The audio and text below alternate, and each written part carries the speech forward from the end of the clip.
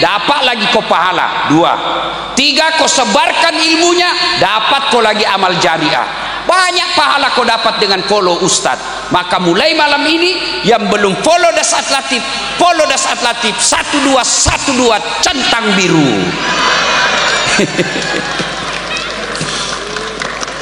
Wa qala idzan bismillahirrahmanirrahim. Innallaha wa malaikatahu yusalluna 'alan nabi. Ya ayyuhalladzina amanu sallu alaihi wa sallimu taslima. Sesungguhnya Allah dan para malaikatnya bersalawat kepada Rasulullah Muhammad sallallahu alaihi wasallam. Maka wahai orang-orang yang beriman, bersalawatlah kalian kepada Rasulullah dengan sebaik-baik salawat. Ibu-ibu, suatu kali Nabi lagi duduk-duduk dengan malaikat Jibril. Tiba-tiba Nabi melihat ada malaikat lebih 1.000.000 jari-jarinya. Ibu-ibu, berapa jari-jarinya, Bu? 10.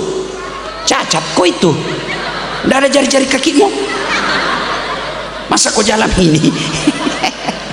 Berapa, Ibu? Ada yang 25? Enggak, 20. Ini malaikat lebih 1.000.000 jari-jarinya, Pak. Nabi kagum. Banyak betul jari-jarinya ini malaikat. Nabi tanya, Jibril, malaikat apa itu? Banyak betul jari-jarinya. Jibril menjawab, itu malaikat yang Allah tugaskan mencatat air ketika hujan. Ada yang bisa catat air hujan? Ada? Ada? Kenapa?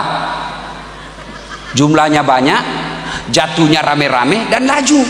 Mana bisa dihitung? Lalu Nabi bertanya ke malaikat ini, wahai malaikat, apa betul kau mampu mencatat air ketika hujan? Iya, ku catat yang jatuh di gunung, ku catat yang jatuh di darat, ku catat yang jatuh di laut. Semua aku catat ya Muhammad, tak setetes pun yang tidak aku catat. Lalu malaikat ini berkata, ya Muhammad, ada satu yang tidak mampu aku catat. Kada bisa. Kenapa geram? Jumlahnya lebih banyak dari air hujan. Oh ya, apa gerangan? Ketika umatmu berkumpul di pekarangan Masjid Al-Falah Batu Licin, lalu mereka bersalawat bareng-bareng kepadamu, aku tidak bisa mencatat betapa banyak pahala yang Allah turunkan di tempat itu. Allah Karim. Ibu-ibu, ini rahasia ibu aja, jangan kasih tahu yang tidak datang. Rahasia ini, Bu, ya. Ini rahasia buat ibu saja. Itu orang masuk surga, Bu, bukan karena tidak ada dosa. Dengar, orang masuk surga bukan karena tidak ada dosa. Kalau orang masuk surga karena tidak ada dosa, tidak ada isinya surga kecuali Muhammad sallallahu alaihi wasallam. Mana ada manusia yang tidak ada dosanya? Ayo cari manusia yang tidak ada dosanya. Ini di belakang saya. Muka-muka penuh dosa juga ini saya lihat ini, Pak. Mana ada dosa? Ini yang lagi ceramah. Waduh, saya saja tadi sore banyak dosa saya itu dekat lapangan bandara. Kenapa? Banyak makhluk halus berkeberangan. Saya pergi sepeda, di depanku kalepa, samping kanan dada, samping kiri paha, di belakang pantat. Dia bilang, temanku, kenapa kau lihat? Pasti dilihat barang bagus. Iya toh, mana ada dosanya? Ini ibu-ibu, dosa apa gosip? Mana ada dosanya? Lalu kalau begitu, Ustaz, kenapa orang masuk surga? Ditimbang kebaikannya, timbang keburukannya, ternyata lebih banyak kebaikannya daripada keburukannya, maka dia masuk surga. Contoh, saya kasih contoh ya, contoh. Ini contoh-contoh. Ya Pak, saya kasih contoh supaya gampang dipaham. Ibu-ibu lihat nggak ini? Adik-adik lihat nggak ini? Lihat ini. Anggaplah ini dosamu. Maka ini dosa nampak, tapi karena banyak kebaikanmu, masih lihat. Nah, itulah sebabnya Nabi katakan, tutupi kesalahanmu dengan memperbanyak kebaikan. Ini dosa tertutup oleh banyaknya kebaikan. Mana ada manusia yang tidak ada dosanya? Yang perlu kita lakukan, kalau kau berdosa 1, kebaikanmu minimal 2. Supaya apa? Dosa-dosa yang kita lakukan ditutup oleh kebaikan-kebaikan. Salah satu kebaikan itu, ketika berkumpul kok seperti ini, bersalawat kalian. Kenapa? Pahalanya lebih banyak daripada air hujan. Maka saya mau ajak bersalawat. Bisa? Bisa? Tanding kita, mana lebih kencang suaranya bapak-bapak dengan ibu-ibu? Bisa? Kalau ibu-ibu nanti meninggal namanya almarhumah. Kalau bapak-bapak meninggal namanya almarhum. Kalau bencong namanya aluminium. Coba kita dengar dulu mama. Bapak-bapak diam dulu. Mamanya dulu ras terkuat di bumi. Sen kanan ditunggu-tunggu belok kiri, belok kanan dia. Tunggu belok kiri, enggak belok-belok.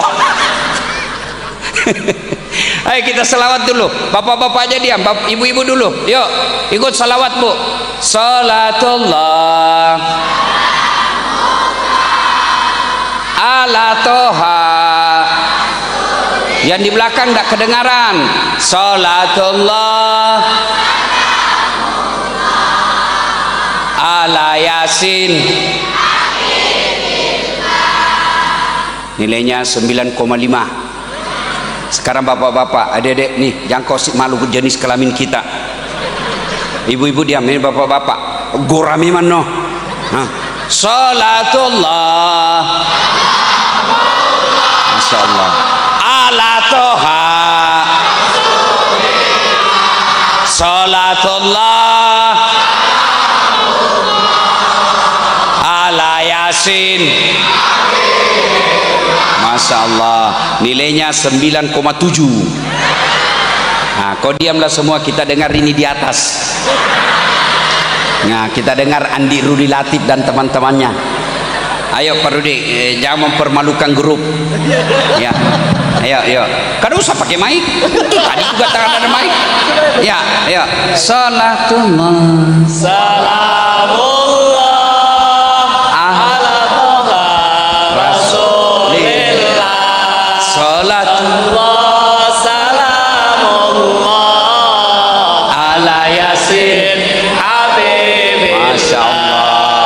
Nilainya 9,9. Mohon maaf ibu, beliau yang undang saya. Kalau saya kasih nilai sedikit nanti dikurangi honorku. Pak Rudi, suatu ketika di Makassar saya salah menerima honor. Itu di Makassar kan ibu, kalau satu malam, biasanya malam begini 2 kali ceramah saya bu. Selesai ceramah pertama, saya buru-buru ke acara kedua. Dikejar saya sama panitia. Panitianya protokol yang susun acara. Tunggu dulu Ustaz, tunggu dulu. Kenapa deh? Tunggu dulu, jangan buru-buru. Tunggu dulu Ustaz. Kutunggulah dia. Begitu dekat sama saya, dia kasih keluar amplop. Langsung kusambar ibu. Kan malu kita kalau lama-lama dilihat tuh. Masuklah saya di mobil, duduk-duduk, saya bilang alhamdulillah dapat rezeki malam ini. Begitu ku tarik tuh amplop, ku intip, astagfirullah, salah kasih panitianya dek. Apa dek kasih saya? Susunan acara. Astagfirullah. Pak Rudi jangan dicontoh ini Pak ya. Ini contoh yang jelek, jangan dicontoh Pak ya.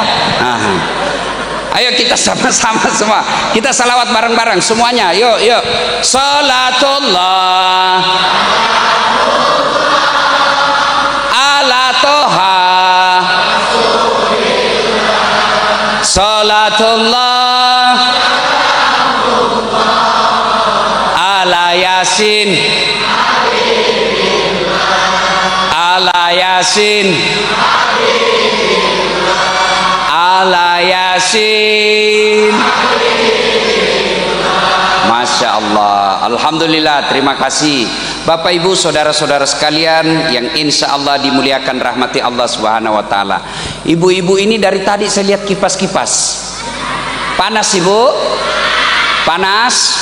Bapak-bapak panas? Ada ndak matahari? Ada matahari?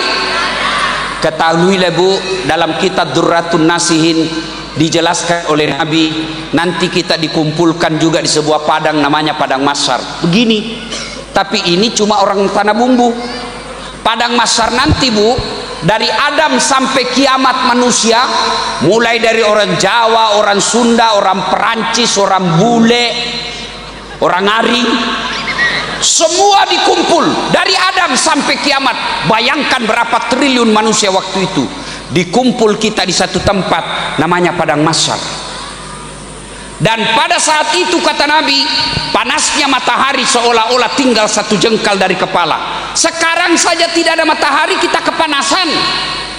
Sekarang aja malam masih kepanasan. Bagaimana matahari nanti ketika seolah-olah satu jengkal dari kepala. Pada saat itu semua wajah kita berubah berdasarkan amal-amal yang telah kita lakukan. Ada nanti orang yang wajahnya seperti tikus. Kata Nabi kepada sahabat, siapa muka tikus ya Rasulullah? Mereka yang punya sifat seperti tikus. Apa sifat tikus? Suka ngambil barangnya orang. Coba itu tikus. Saya masih ingat dulu waktu kuliah, sudah disimpan baik-baik itu makanan untuk sahur, dicuri sama tikus. Siapa tikus ini?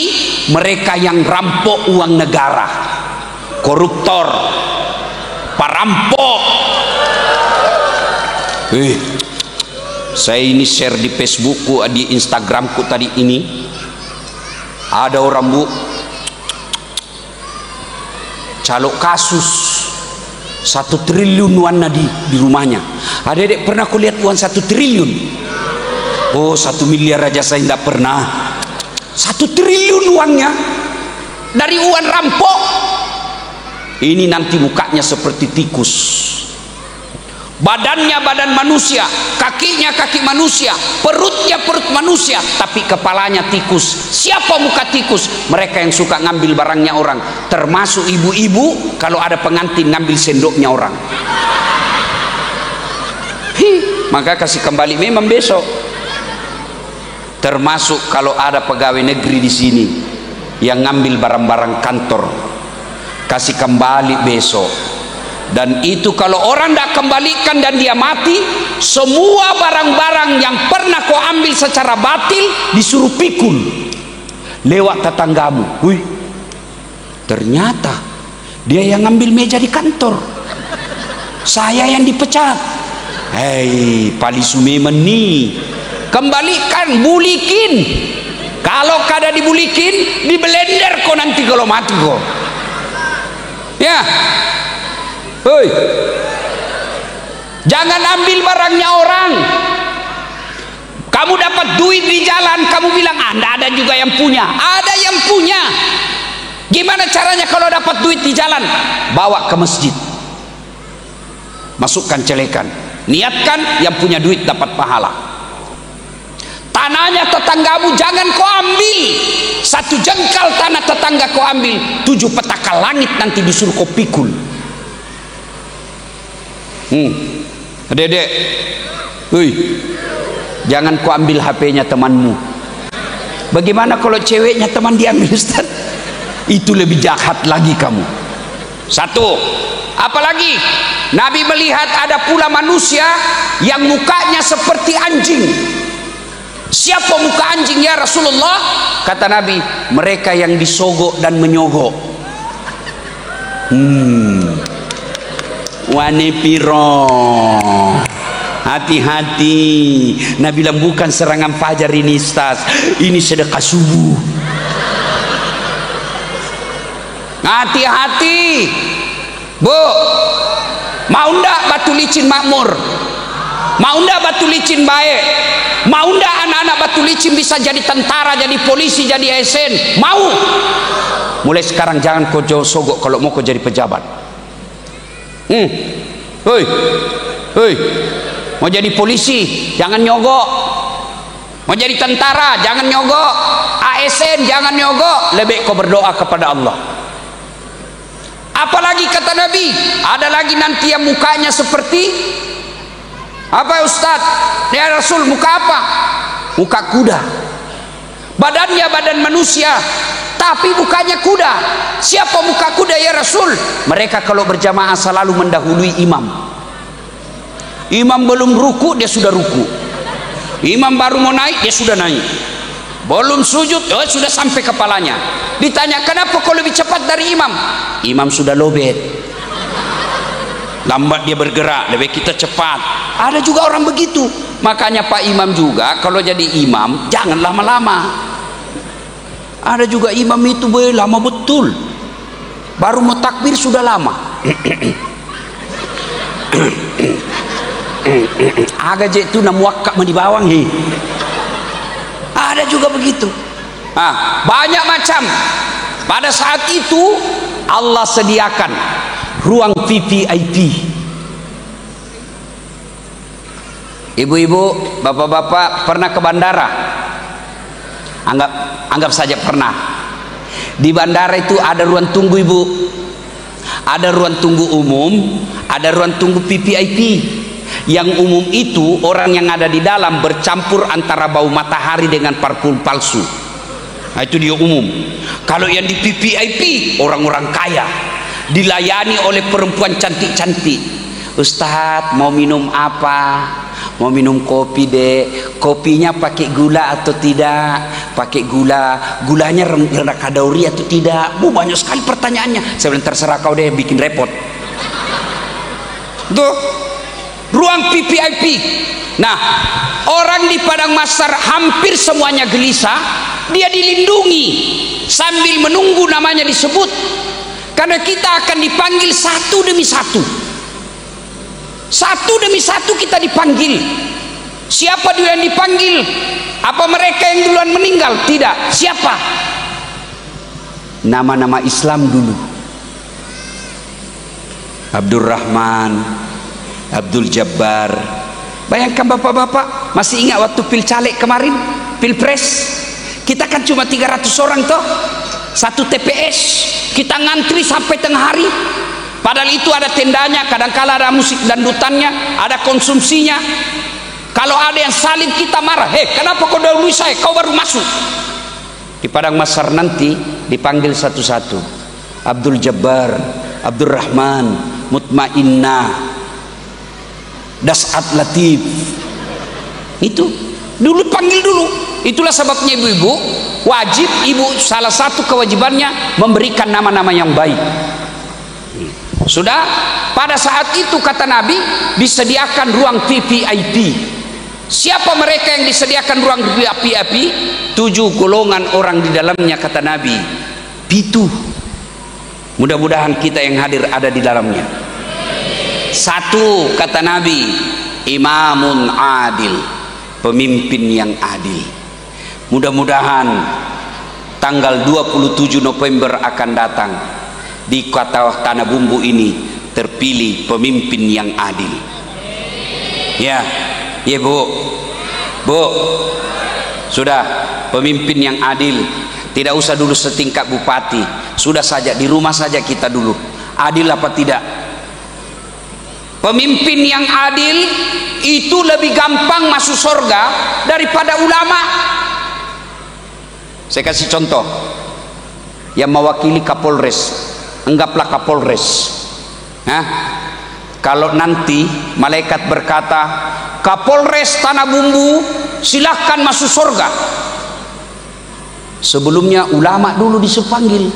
Ulama Kabupaten Tanah Bumbu masuk surga. Masuk surga tapi ngantri, lama baru sampai. Kenapa? Ada ulama NU, ulama Muhammadiyah, ya toh, ulama MUI tingkat kecamatan. Itu sudah berapa itu? Ribuan. Guru, kiai, para habaib ngantri, dia masuk surga tapi ngantri. Kenapa? Berurutan. Tapi coba kalau malaikat katakan Kapolres Tanah Bumbu silahkan masuk, gampang dia masuk. Kenapa? Sendiri, tidak perlu ngantri. Iya toh. Coba saya dakwah, saudara-saudara sekalian jangan mabuk, saudara-saudara sekalian jangan berzina, saudara-saudara sekalian jangan jual minuman keras. Anak muda bilang, apa Ustaz, ada urusan apa sama kau? Saya mau masuk surga atau neraka bukan urusanmu. Malah dia kasih kempes ban mobilku. Tapi kalau Andi Rudi nanti jadi bupati, bikin perda, dilarang peredaran minuman keras, tanda tangan, satu tanda tangan, selesai minuman keras di kabupaten. Itulah enaknya. Saya pidato, saudara-saudara sekalian, jangan narkoba. Anak muda makin narkoba.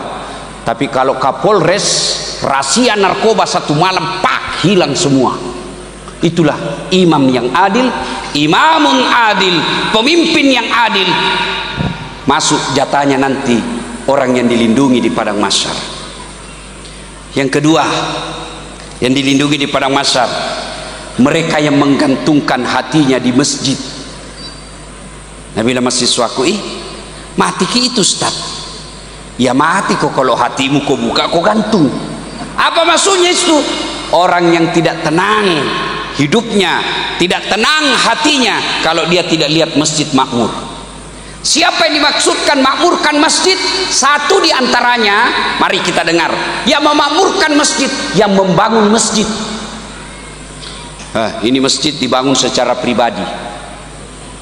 Insya Allah sudah masuk pembangunnya, yang mendirikan masjid ini sudah dapat jatah di dalam. Ibu-ibu, Bu, bisa ndak ibu bangun masjid? Bisa ndak? Bisa. Caranya apa? Ada masjid dibangun, kirim tegel. Saya tegel Ustadz 20 sak semen, 20 sak. Bisa. Saya tidak bisa 20 sak Ustadz, saya cuma bisa satu sak saja. Bisa jadi satu saknya masyarakat biasa lebih tinggi nilainya daripada 100 saknya anggota DPR. Kenapa? Satu sak masyarakat uangnya, sementara 100 sak anggota DPR uang negara. Iya. Bu, bangun masjid. Tidak usah satu masjid, seadanya. Ustadz, saya cuma bisa 10 dos sak. Itulah ibu. Apalagi kalau dia jadi tegel, dipakai orang sholat, selama tegel itu dipakai sholat, selama itu dapat ibu pahala. Ini saya lihat banyak-banyak emasnya semua. Ibu-ibu, kalau ibu meninggal nanti siapa yang pakai itu emasmu? Istri kedua. Bukan anakmu, istri kedua dipakai. Ketika meninggal ibu menangis, dicabut itu cincin, tidak mau keluar, dikasih sabun. Sudah itu dicabut, diambil lagi gelangmu, Bu. Ini dulu waktu kita pergi umroh, aku belikan kau emas Dubai. Dicabutnya, dicabut lagi kau punya gelang. Ini dulu waktu ulang tahun pernikahan kita, Ibu. Terakhir dia cabut gigi palsumu. Situ dia bungkuslah itu, dia simpan di laci. Darah saja Bu, ini mas Bu, disimpan di laci. 3 bulan kemudian ketemu janda. Jandanya teman SMA. Oh, cinta lama bersemi kembali. Akhirnya itu dia buka laci, dia lupa bininya yang mati. Dia datang ke janda, Dek, ini cenderamata. Yang punya sudah mati, ambil saja, Dek. Daripada dipakai bini 2, mending bangun masjid. Ayo, bapak-bapak ini yang banyak duitnya. Kalau bapak meninggal, siapa yang pakai mobilmu? Anakmu, bukan menantu. Sedekahlah. Dan demi Allah, tidak ada orang bangkrut gara-gara sedekah. Coba lihat tokoh yang ada di sini, anak muda, masih muda beliau, Pak Haji Ihsan. Apa bangkrut? Saya banyak mengelola dana waktu beliau, zakatnya. Berapa orang disekolahkan? Ribuan orang dapat nikmatnya. Berapa orang dihajikan? Apa beliau bangkrut? Enggak. Itulah yang disebut tutupi kesalahanmu dengan memperbanyak kebaikan. Adik-adik, saya tanya kau, senang tetangga yang pelit atau dermawan? Senang teman yang pelit atau dermawan? Senang mertua yang pelit atau dermawan? Senang menantu yang pelit atau dermawan? Tuh ibu, tidak ada orang suka orang pelit. Bahkan orang pelit sekalipun tidak suka sama orang pelit. Dia bilang, jangan kau ke rumahnya, pelit. Padahal dia juga pelit. Ayo, yang memakmurkan masjid golongan pertama, mereka yang membangun masjid. Saya betul-betul tidak bisa membangun masjid, Ustadz, tidak bisa nyumbang ke masjid. Maka orang yang memakmurkan masjid golongan yang kedua, mereka yang datang berjamaah di masjid. Alhamdulillah, saya beberapa kali datang ke Tanah Bumbu ini, Masya Allah, masjid selalu penuh, Pak. Alhamdulillah. Apalagi kalau subuh, penuh sampai di luar, Bu, tidak ada di dalam. Yang di dalam orang tua sudah pensiun, yang sudah muka-muka sakaratil maut, lomba batu lah dia di dalam. Anak muda kan ada di dalam. Kenapa orang malas ke masjid? Satu, karena dia tidak lihat pahalanya. Coba kalau di sini Andi Rudi umumkan, siapa yang datang sholat berjamaah subuh, diberikan beras 20 kilo, minyak goreng 5 liter, pembeli pulsa 100.000, setengah 5 orang sholat, jam 7 malam sudah penuh di masjid. Kenapa? Karena kau lihat pahalanya. Yang kedua, kenapa orang malas ke masjid? Karena dia tidak tahu pahalanya. Dengar ini, ibu bapak, adik-adik sekalian, pahala berjamaah kata Nabi, satu, melangkah kaki kanan, satu pahala. Melangkah kaki kiri, gugur dosa kecilmu. Jadi kalau rumahmu dari masjid 300 meter, PP berapa langkah? 600 meter, berapa langkah itu? Kanan satu pahala, kiri gugur dosa kecil. Berapa pahala itu, Pak? Apalagi kalau jalannya begini. Masya Allah. Iya. Yang kedua, orang yang datang ke masjid berjamaah kata Nabi, tegel, aspal, tembok, dinding, pagar, tumbuhan, semua itu nanti jadi saksi. Dia akan berkata, ya Allah, jangan kau masukkan dia neraka, masukkan dia surga, saya jadi saksi. Dia datang jamaah di masjid. Itulah sebabnya adik-adik, kalau kita berjamaah, mau sholat sunnah di masjid, sudah 2 rakaat, mau lagi 2 rakaat, pindah lagi. Mau lagi tambah 2 rakaat, pindah lagi. Supaya apa? Tambah banyak saksinya. Itulah juga dianjurkan kalau kau ke masjid, usahakan waktu pergi beda jalanmu, pulang juga beda jalanmu. Waktu datang dari sana, pulang ke sana. Jangan juga salah paham. Mentang-mentang sudah dengar ini mau pergi ke masjid, dia ke simpang 5 dulu. Dia tawa baru datang ke sini, sudah selesai orang sholat baru ku sampai. Yang ketiga, keutamaan berjamaah. Apalagi kalau ibu bapak ke masjid, tiba-tiba di jalan gerimis, hujan, basah bajumu, baju yang basah itu nanti melindungimu agar kau tidak disentuh api neraka. Jadi kalau misalnya lagi jalan ke masjid, tiba-tiba gerimis, basah baju, tenang, baju itu yang akan basah, yang agar melindungi supaya tidak kena air api neraka. Jangan juga salah paham. Sudah dengar ini, gerimis, dia tunggu hujan keras. Begitu hujan keras baru dia keluar.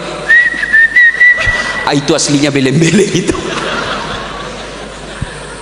Apalagi keutamaan berjamaah di masjid, ada yang sebut lipat 27 kali. Artinya apa? 1 kali sholat jamaah di masjid, 27 kali di rumah baru sama. Apalagi keutamaan berjamaah di masjid.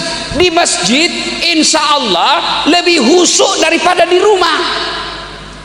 Coba kalau di masjid, Bu, di rumah, coba bapak-bapak kalau di rumah, biasa bingung toh, sudah 2 atau 3, sudah tahiyat atau belum ini, sudah tahiyat pertama apa belum ini, iya toh. Tapi kalau di masjid tidak bingung. Kalau di rumah banyak gangguan. Begitu ibu-ibu angkat takbir, Allahu Akbar, tiba-tiba kucing naik meja, tidak ditutup, ikan, pasti sudah tidak khusyuk ibu. Kucing dengan ikan, terpas ibu kreatif. Qul a'udzu birabbin nas, malikin nas, ilahin nas. Kalau di masjid tidak ada godaan seperti itu. Iya. Apalagi keutamaan berjamaah di masjid. Di masjid insya Allah doa kita insya Allah diijabah. Kenapa? Kalau kita tidak tahu berdoa atau banyak dosanya, tapi di dalam masjid yang mimpin imam, ada habaib, ada guru, ada ulama, ada ustadz, diaminkan oleh penghafal Quran, diaminkan oleh anak yatim di belakang. Satu yang berdoa, yang lain mengucapkan amin, semua doa dalam masjid dikabulkan Allah. Itulah sebabnya Pak Imam kalau baca doa, baca yang doa agak dikeras, keras sedikit, dan baca doa yang umumnya orang hafal. Kadangkala kita berdoa panjang dan tidak ditahu apa dia minta Pak Imam. Kita cuma bilang amin, amin, tidak didengar apa dia minta. Amin, amin. Ternyata yang imam anak muda, dia minta jodoh. Di belakang bapak bilang amin, istrinya juga di belakang bilang amin. Berarti ibu setujui suami kawin lagi. Ya Bu, seringlah berjamaah ke masjid. Apalagi keutamaan berjamaah di masjid. Insya Allah kalau di masjid kita bisa bersilaturahmi. Contoh, gara-gara pilpres kemarin kita musuhan. Nah, ada caleg sudah kita janji, ternyata kalah, uangnya kita salah gunakan, sudah minta maaf, malu kita. Akhirnya bapak ke masjid. Gimana caranya? Jangan bapak langsung angkat takbir. Tunggu dulu, HP saya bunyi terus. Nah, bapak ibu jangan takbir dulu, karena kalau bapak takbir duluan dia tinggalkan. Musuh saya ini, dia tinggal. Gimana? Nanti dia sudah takbir baru bapak maju. Tidak bisa lagi dia tinggalkan karena sudah takbir.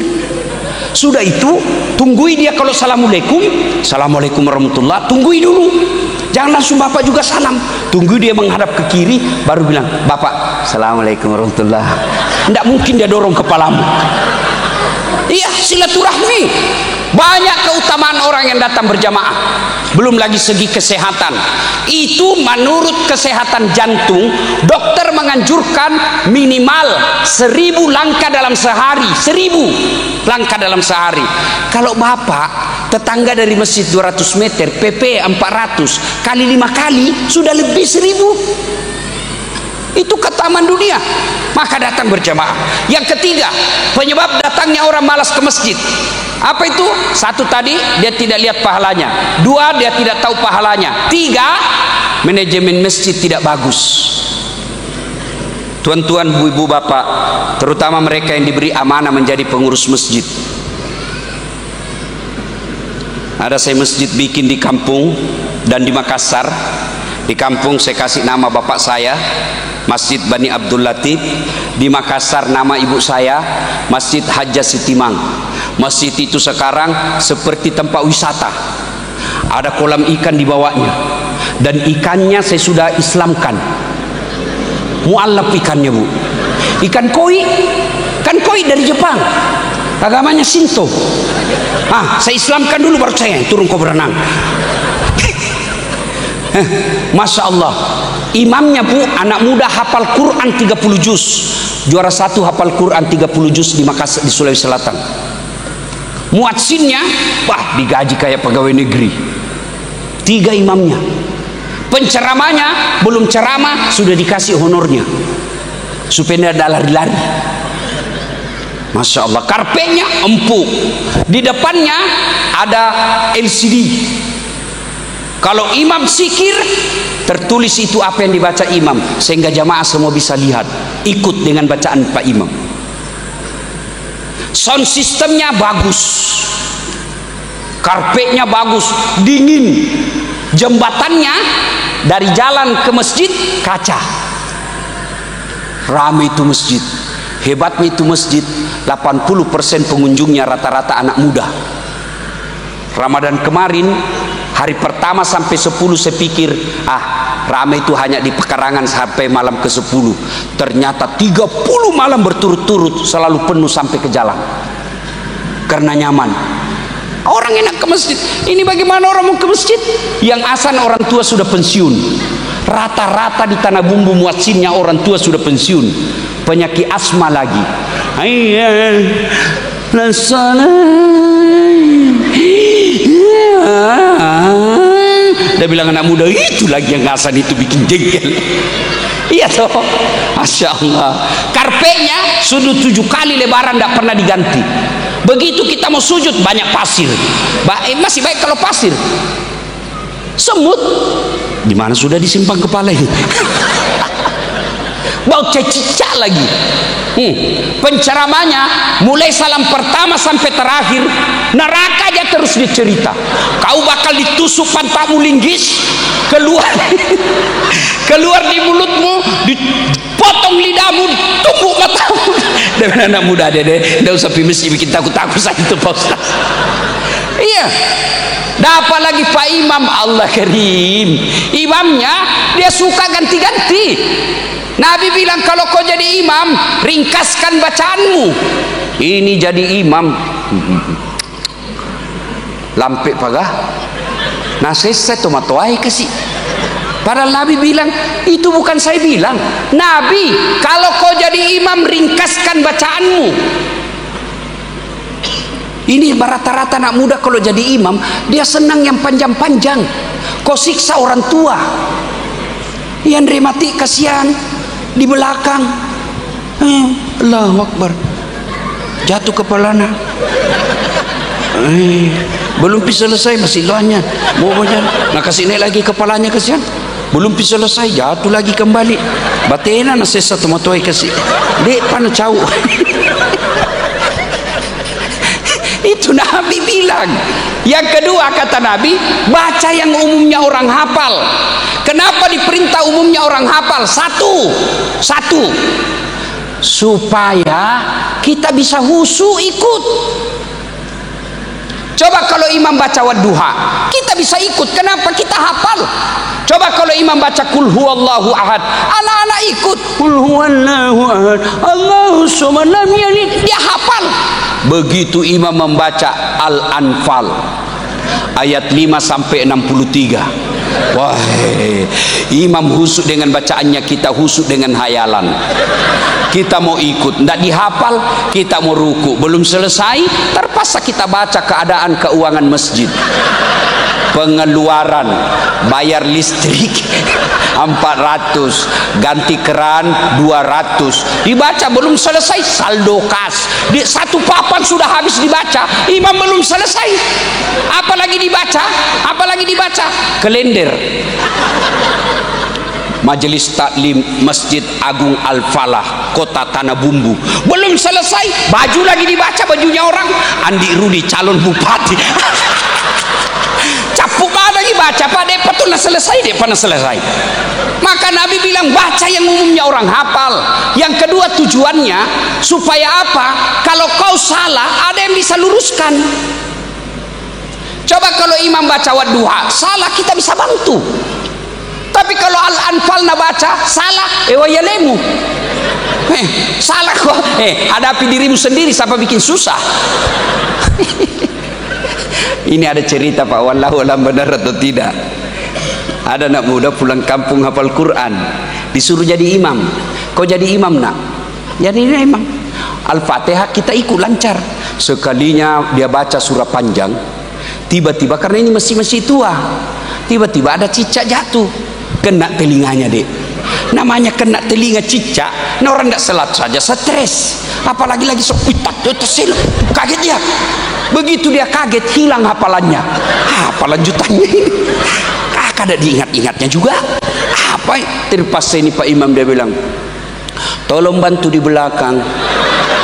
Dia bilang di belakang saya juga kada tahu. Tiba-tiba dia ada muda berteriak, dia bilang kalau begitu ya sudah, Allahu Akbar. Siapa salah? Imam. Ada lagi nih, ini kisah nyata waktu saya kecil di kampung. Imam ruku, ruku imam. Lawas banar. Maga namanya taladi Pak Imamnya. Biasanya sudah pakai, kok belum baki-baki. Teman saya diangkat kepalanya. Langsung terus, wih, hilang imam. Ternyata Pak Imam keluar dari pintu samping. Kacau lah sholat bubar, hilang imam. Siapa yang melanjutkan? Hilang. Selesai sholat ditanya Pak Imam, Pak Imam, kenapa kau tinggalkan saf? Dia bilang, metu kana. Dia bilang, saya kentut nak kentut saya. Pak Imam, lain kali kalau kau kentut, kasih bangun dulu kepala supaya dilihat kau keluar. Dia bilang, saya malu nak, kau lihat kau kentut, malu kak. Siapa salah ibu? Siapa salah? Siapa salah? Siapa salah? Imam. Itulah sebabnya dalam fikih sholat jamaah tidak boleh orang sembarang jadi imam. Kenapa? Kalau salah imammu, buyar kau punya pasukan. Salah imammu, kacau kau punya saf. Maka dalam Islam, siapa saja boleh jadi makmum. Mulai orang pintar sampai orang bodoh boleh jadi makmum. Mulai orang gila sampai orang sadar boleh jadi makmum. Mulai dari orang pejabat sampai rakyat biasa boleh jadi makmum. Tapi imam tidak boleh sembarang. Kenapa? Kacau. 27 November Tanah Bumbu milik imam. Hati-hati milik imam. Syukurnya di sini hanya satu yang bisa dipilih.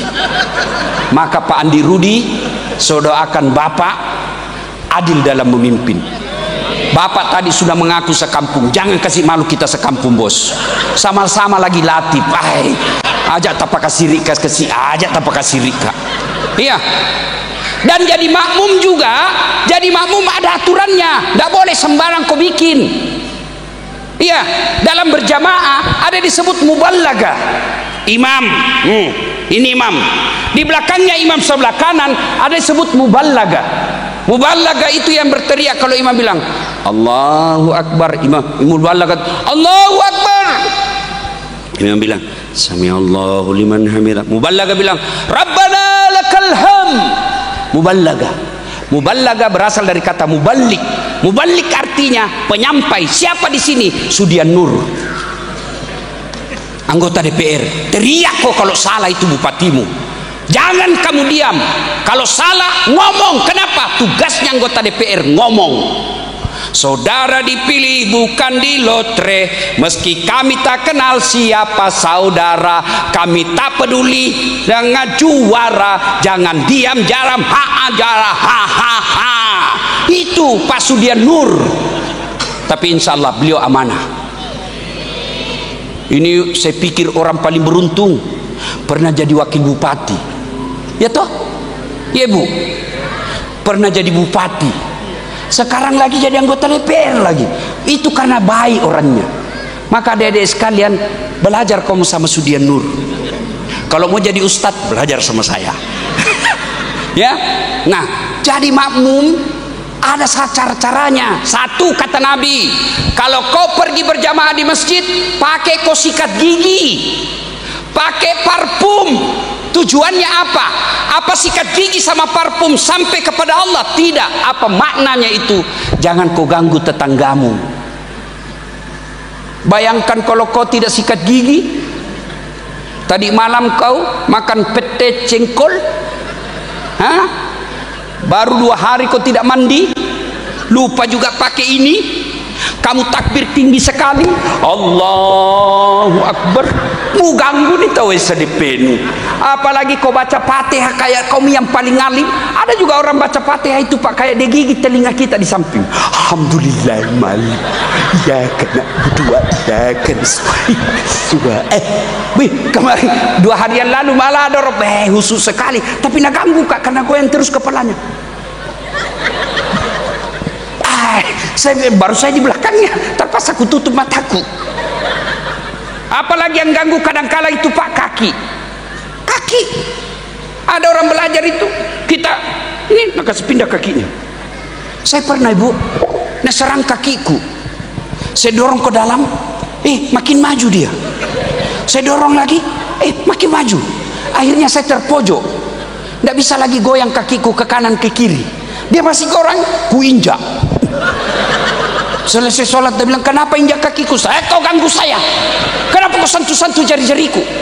Ustaz supaya rapat sap. Dek, kalau mau kau rapat sap, bukan jari-jarimu kau kasih rapat, apa pundakmu. Ini kalau kau kasih rapat, jari-jarimu rapat tapi sapmu renggang. Agak no, masolan no. Begitu kau ruku, Maka saudara-saudara sekalian, jadi makmum ada tata caranya. Itu artinya saudara-saudara sekalian, pilkada boleh kok sebeda pilihan, pilgub boleh kok beda pilihan, tapi jangan kamu berpecah belah. Kita bersatu saja. Ya, Bu, beda pilihan halal. Dalam sholat aja boleh beda-beda. Yang tidak boleh kalau kamu paksakan pendapatmu sama orang di sampingmu. Contoh, coba orang saja kalau sholat kan takbir macam-macam boleh. Allahu Akbar pertama sejajarnya begini, nilai begini. Yang kedua Allahu Akbar sejajarnya dari bahu. Allahu Akbar. Ada juga yang saya lihat terlalu santai. Allahu Akbar. Ada juga yang begini masuknya. Ada juga begitu. Jangan kau urusi orang, urusmi dirimu. Ya. Orang juga kalau meletakkan setelah takbiratul ihram itu kan tangannya beda-beda juga. Allahu Akbar pertama di atas dada. Iya toh? Yang kedua Allahu Akbar antara dada dan pusat. Yang ketiga Allahu Akbar di atas pusat. Yang keempat Allahu Akbar di bawah pusat. Ini pornomi lagi nih ibu-ibu ini. Yang kelima Allahu Akbar lurus. Boleh. Yang tidak boleh kalau kau singgung orang Allahu Akbar. Batal sholatmu. Boleh kau mau pakai begini boleh, mau begini boleh. Yang tidak boleh kalau kau pakai semua. Allahu Akbar. Ini kalau kau coblos semua batal sholatmu. Ya jelas. Jelas. Pada intinya saudara, jangan mesti salah-salah. Silakan pilih jagoanmu, jangan kau hina orang. Karena kalau kau pilih, dapat kau pahala kalau benar. Tapi kalau kau hina orang, kau dapat dosa meskipun dia benar, kau tetap dapat dosa. Kenapa kau hina orang? Tidak boleh. Silakan pilih jagoanmu, jangan kau jelek-jelekkan orang. Ini kepada tim sukses. Tim sukses, jagokan jagoanmu tapi hormati lawanmu. Kepada calon Pak Andi Rudi dan pasangannya, jangan terlalu percaya sama tim sukses. Lebih baik bapak yang langsung menyapa masyarakat. Capek Ustadz, resiko mau jadi pemimpin harus capek. Itulah. Bayangkan kalau kita ribut Pak, siapa yang rugi? Tanah Bumbu ini Allah karuniai, Masya Allah, sogi kaya. Nggak sama di kampung saya. Sini ada batu bara, ada nikel, banyak sawitnya. Masya Allah, banyak janda yang tua-tua. Alhamdulillah. Tidak pernah ribut, masyarakatnya akur. Maka jangan gara-gara pilkada kalian berpecah belah. Bersatulah. Boleh berbeda pilihan tapi jangan beribut. Bayangkan kalau kita tidak bersatu, jangankan itu, sholat aja kalau kita tidak bersatu Pak, kacau sholat. Coba kalau kita sholat pakai bahasa masing-masing, pakai bahasa masing-masing. Yang jadi imam keturunan Arab, dia takbir pakai bahasa Arab, Allahu Akbar. Datang makmum Bubuhan Banjar, Allah ganal bujur. Datang orang Kutai, dia takbir pasal pakat Kutai, Allah pore beneh. Orang Padang, penjual nasi Padang, dia takbir pakai bahasa Padang, Allah nan gadang. Datang orang Bugis, dia takbir pakai bahasa Bugis, Pungallahu ta'ala malopo. Terakhir Bubuhan kita dari Jakarta, dia takbir pakai bahasa Betawi, Allah gede banget gitu loh.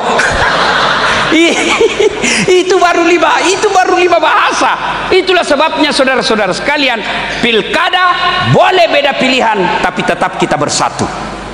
Ibu bapak saudara-saudara sekalian, nah sholat jamaah, orang-orang yang datang berjamaah, andai saja kau lihat pahalanya, maka ngantri kita di masjid. Tapi karena kita tidak lihat dan tidak tahu pahalanya, makanya kita anggap remeh. Ustadz, saya tidak bisa berjamaah di masjid. Silahkan berjamaah di kantor. Panggil teman kantor kita, jamaah kita di samping meja. Kita tidak bisa berjamaah Ustadz, berjamaah di rumah. Suami jadi imam, istri jadi makmum, anak yang baca doa. Luar biasa. Ibu bapak saudara-saudara sekalian. Kemudian golongan ketiga, sebenarnya 7 tapi waktu yang terbatas. Dilindungi di padang mahsyar. Laki-laki normal diajak sama perempuan cantik untuk berzina, lalu dia bilang, saya takut kepada Allah. Ini agak berat. Bisa kok anak muda yang banyak tak kalah nih. Nabi Yusuf alaihissalam dengan Sulaiha, itu kan Nabi Yusuf masuk dalam kamarnya Sulaiha, disuruh ngepel. Sulaiha jatuh cinta sama Yusuf. Cup sini dulu nak, kenapa ibu kau bersihkan ini? Sudah itu bersih di lantainya, sini nak, dekat-dekat. Apa ibu? Sini nak, sini. Nabi Yusuf, ini nak, sini. Sulaiha peluk Nabi Yusuf. Sebenarnya menurut Quran, Yusuf juga senang Sulaiha, tapi dia tahu itu bukan haknya. Seolah-olah Nabi Yusuf melihat huruf P silang merah, dilarang parkir. Yusuf bukan tempat parkirmu itu. Nabi Yusuf begitu dipaksa sama Sulaiha, datang suaminya Sulaiha, lari, datang suaminya tertangkap basah. Namanya perempuan, dia langsung pura-pura, bang, saya mau diperkosa. Akhirnya diadili Nabi Yusuf. Akhirnya ada orang yang menurut sebagian ulama yang datang menjadi saksi adalah malaikat. Dia katakan, lihat, kalau yang robek rusak mukanya Yusuf, depannya ada cakar, berarti Yusuf yang memaksa. Tapi kalau belakangnya Yusuf ada yang gores, bajunya robek, berarti Sulaiha yang memaksa. Akhirnya apa? Bukti, belakangnya Yusuf yang cedera, berarti Sulaiha yang salah. Tapi melindungi harga diri putri sang ratu, akhirnya Yusuf tetap di penjara. Tapi Yusuf berkata, ya Allah, saya lebih ridha dalam penjara daripada saya di luar penjara, tapi engkau tidak mencintaiku dan menyayangiku. Ibu bapak saudara-saudara sekalian, masih ada lagi 4 kan 7 toh? 7 bu, ngantuk mak ibu? Belum? Coba kita tes. Kalau kita hafal ini ikut ibu, ikut ya. Tak sengaja lewat. Keras, ulang. Tak sengaja ku melihat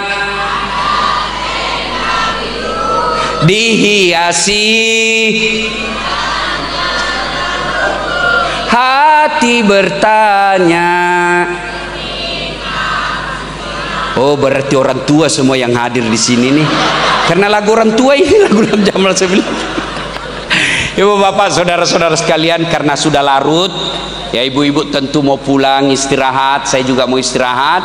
Ini baru 3 golongan yang dilindungi di padang mahsyar. Saya titip khusus, pilkada boleh berbeda tapi bersatulah, jangan bercerai-berai. Ada 4 lagi, insya Allah. Mudah-mudahan Pak Andi Rudi berkenan mengundang lagi saya datang. Jangan kok ketawa, saya serius ini. Selesai pilkada damai tentram, kita datang lagi syukuran pilkada damai. Terima kasih.